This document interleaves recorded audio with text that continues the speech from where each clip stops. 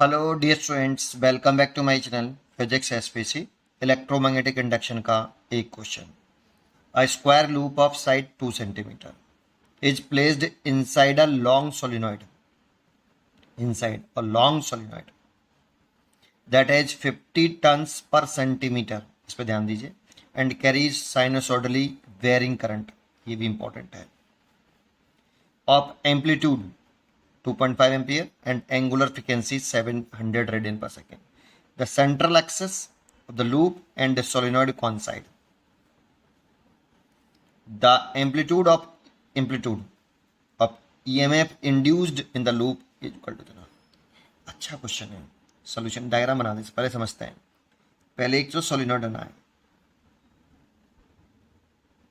ये एक मैंने सोलिनॉइड बना लिया। ये सोलिनॉइड की रेडियस हो गई, रेडियस ऑफ सोलिनॉइड, ठीक है। और सोलिनॉइड की ये हो गई इसकी एक्सेस। इसमें करंट जो फ्लो कर रहा है वो साइनोसॉइडली करंट, वेरिएबल करंट है, ऐसा बोला है। Carries sinusoidally varying current. तो इसमें जो करंट है वो साइनोसॉइडल है, तो दैट मीन्स आई बराबर आई नॉट साइन ओमेगा टी है। इतना करंट फ्लो कर रहा है इसके अंदर, ठीक है। इसमें जो number of turns per unit length दे रखी है, ये 50 सेंटीमीटर लॉन्ग सोलिनॉइड में। इसमें स्मॉल एन जो है, जिसे number of turns per unit length बोलते हैं, वो 50 टर्न अपॉन सेंटीमीटर है। तो चेंज कर लें, 50 टर्न, 1 सेंटीमीटर में 10 की पावर माइनस के 2 मीटर, ऊपर गए तो 5000 टन्स पर मीटर हो जाएगा। ये total number of turns upon length हो गया बेटा, ठीक है। अब कह रहा है आपका इसकी जो एंगुलर फ्रीक्वेंसी है करंट की, ओमेगा, वो 700 रेडियन पर सेकेंड है। रेडियन है बेटा, तो एंगुलर फ्रीक्वेंसी दे रखी है 700 रेडियन पर सेकेंड, ठीक। एक स्क्वायर लूप जिसकी साइड 2 सेंटीमीटर है, प्लेस्ड इनसाइड, इनसाइड रखा है, कहाँ रखा है? Inside square loop. अच्छा, किस तरह से रखा है? The central access of the loop, जो सेंट्रल एक्सेस है लूप की और सोलिनॉइड की, वो कौन साइड कर रही है? तो देखो, ये तो एक्सेस है किसकी? सोलिनॉइड की। और स्क्वायर लूप की जो सेंट्रल एक्सेस है, सेंटर से पास होने वाली प्लेन की परपेंडिकुलर। तो कुछ लूप इस तरह से रखा है, देखो सोचो, 3D अभी समझाऊंगा।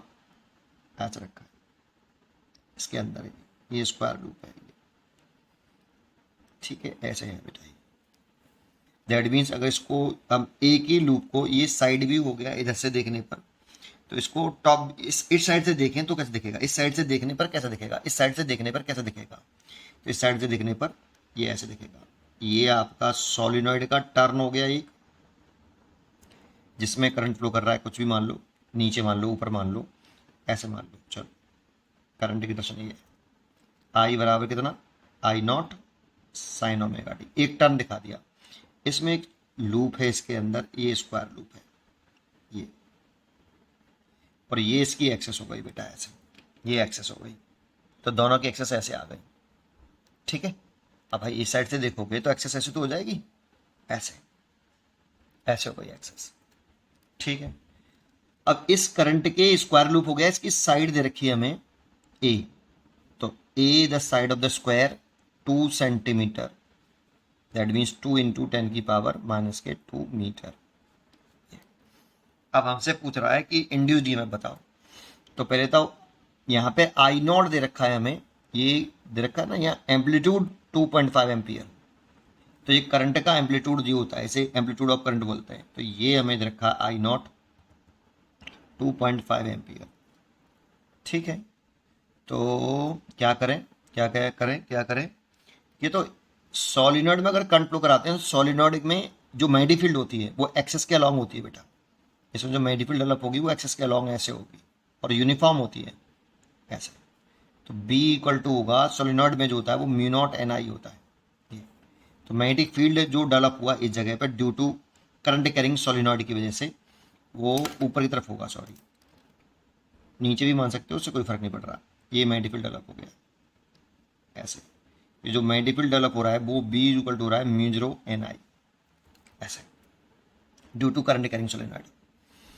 अब यहाँ पे म्यू नॉट रहने दो, एन ही रहने दो, आई की वैल्यू पुट कर दो, आई नॉट साइन ओमेगा टी, ये बी आ गया।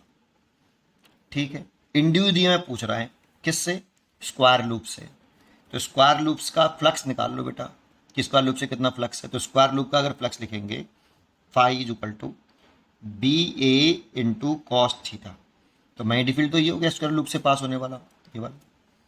और एरिया वो लें जिसके कारण आपका मैग्नेटिक फील्ड प्रेजेंट है। तो स्क्वायर लूप से पास होने वाला इलेक्ट्रिक फ्लक्स पूछ रहा है, तो एरिया स्क्वायर लूप का ले लें। और एंगल हो गया 0 डिग्री, क्योंकि बी की डायरेक्शन ऊपर हो गई और स्क्वायर लूप का प्लेन की परपेंडिकुलर ऊपरी तरफ हो जाएगा। तो उस वाली कंडीशन में मैं लिख सकता हूं बी हो गया आपका mu not an I not sign omega T. ये बी की वैल्यू, एरिया के लिए लिखे स्क्वायर लूप की तो साइड का स्क्वायर, और एंगल हो गया 0 डिग्री। ये हो गया भाई फ्लक्स।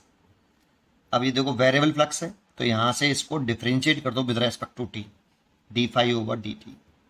तो देखो ये तो कांस्टेंट टर्म है, ये भी कांस्टेंट टर्म है, तो ये ऐसे कैसे आ गया mu 0 n I naught a square.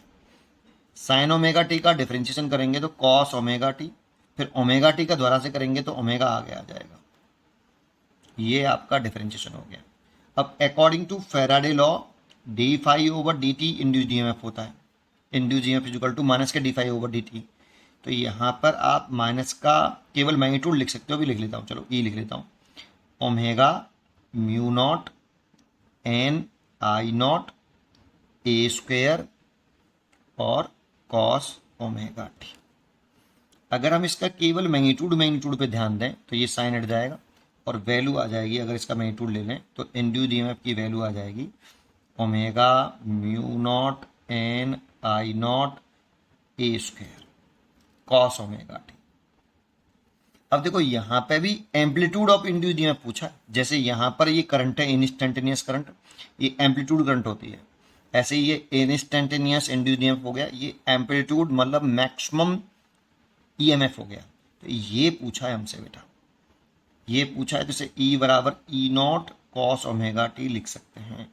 तो ई नॉट पूछा है तो ई नॉट की वैल्यू हो गई omega mu not an I naught a square. सबकी वैल्यू बस पुट करनी है और सॉल्व कर लेना। तो देखिए अच्छा क्वेश्चन था ये। तो ओमेगा की वैल्यू दे रखी है 700, एम्पलीट्यूड ऑफ ईएमएफ निकाल लें 700। म्यू नॉट जो होता है वो होता है 4 पाई इंटू 10 की पावर माइनस के 7। एन की वैल्यू हमें दे रखी है 5000, टन पर सेंटीमीटर दे रखी थी, मैंने चेंज कर ली 5000। एन की वैल्यू हुई। आई नॉट एम्पलीट्यूड करंट दे रखा है 2.5, ये 2.5 दे रखा है। ए साइड दे रखी है 2 सेंटीमीटर, उसका स्क्वायर कर लिया मैंने, तो स्क्वायर कर लें तो 4 इंटू 10 की पावर माइनस के 4। ये देखो इतना हो गया भाई। एक काम करते हैं, इसे यहाँ नीचे 10 लिख लेते हैं और इस पाई को उठा के इसकी वैल्यू लिख लेते हैं 22/7। ठीक है, अच्छा 7 से तो ये कट गया 100 बार, और एक जीरो से ये जीरो कैंसिल हो गई, और 1 2 3 4, 4 से ये वाली 4 कैंसिल हो जाएगी। ठीक है, 25 से इसमें मल्टीप्लाई कर दो, ये 100 हो जाएगा, ये 25 और 4 100 हो गया, 25 और ये वाला 400 हुआ है ना, और 5 और ये 4, ये 20 हो गया, और ये 22। देखो ये वाला 5 और ये 4 20 हो गया, और 25 से ये 4 का मल्टीप्लाई किया तो 100 हो गया, और ये 22 बचा, और 10 की पावर माइनस के 7। कुछ गलत नहीं कर देना। ठीक है, अब 1 0 2 0 3 0, 3 0 और कम कर लो यहाँ से, 10 की पावर माइनस के 4 हो गया। 22 2 बार लिख दिया, गलत, एक बार लिखना है। ठीक है, तो ये 44 हो गया बेटा, 44 इंटू 10 की पावर माइनस के 4। इतना एम्पलीट्यूड वोल्टेज आ गया इतना। तो चेक करते हैं क्या लिख रहा है। ये लिख रहा है इसकी वैल्यू रखी x इंटू 10 की पावर माइनस के 4 इजुकल टू 44 इंटू 10 की पावर माइनस के 4। इसे ये कैंसिल हो गया, तो x की वैल्यू हो गई 44। ये तो आपको यहाँ 44 भर देना है बस केवल। उम्मीद करता हूँ कि आपको ये जरूर समझ में आया होगा। पढ़ते रहिए और खुश रहिए।